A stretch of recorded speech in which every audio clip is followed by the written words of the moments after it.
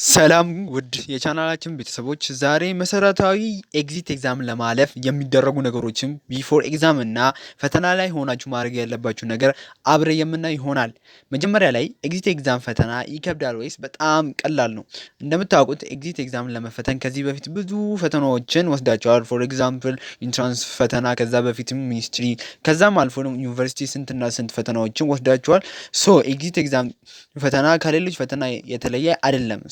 ምንም ከባድ ያልሆነና በጣም ቀላል ያልሆነ ኤግዛም ነው። ስትፈተኑ ጥንቃቄ በጣም የሚያስፈልገው ፈተና ነው።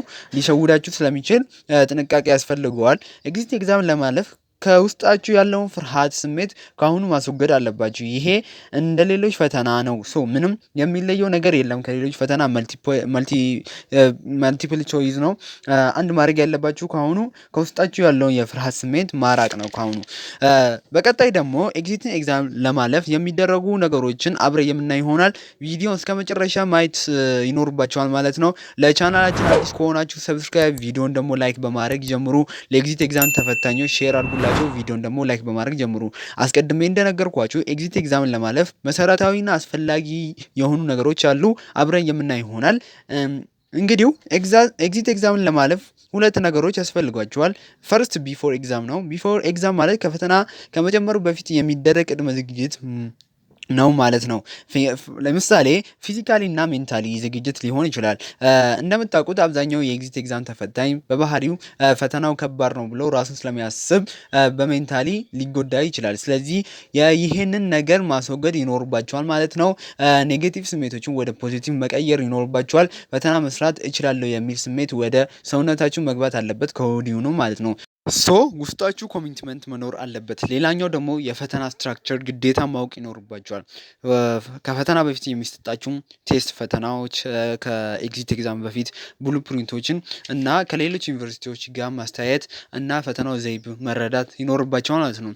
አንድ ሰው የፈተናው ስትራክቸር ካወቀ እና ብሉ ፕሪንቱን ካነበበ በሚገባ ኤግዚት ኤግዛም ሊያልፍ ይችላል። ቀጣይ ደግሞ በፈተና ሰዓት ላይ የሚደረጉ ነገሮችን ጥንቃቄዎችን አብረ የምናይ ይሆናል።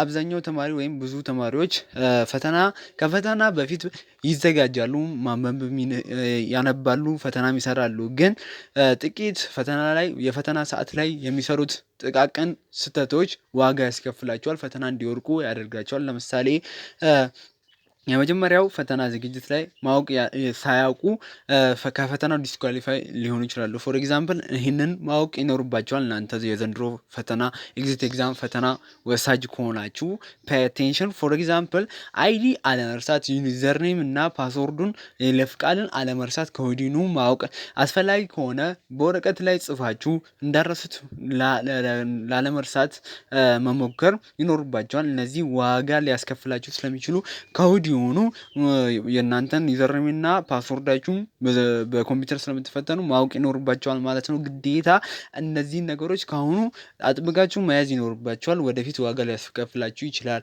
እና ሌላኛው ደግሞ ባጭሩ ካሁኑ ኢንፎርሜሽኖችን ኮንሱም ማድረግ ይኖርባቸዋል። ሰዓቱ የፈተና ኤግዚት ኤግዛም ፈተና መቃረሙን ተከትሎ አንዳንድ ኢንፎርሜሽኖች ሊለቀቁ ይችላሉ። እነዛን ኢንፎርሜሽኖችን ኮንሱም ካሁኑ መከታተል ይኖርባቸዋል። እኛም አዲስ ነገር ካለ ሼር የምናደርግላችሁ ይሆናል፣ ቪዲዮ የምንለቅላችሁ ይሆናል። ቪዲዮ እስከ መጨረሻ ስላያችሁ እናመሰግናለን።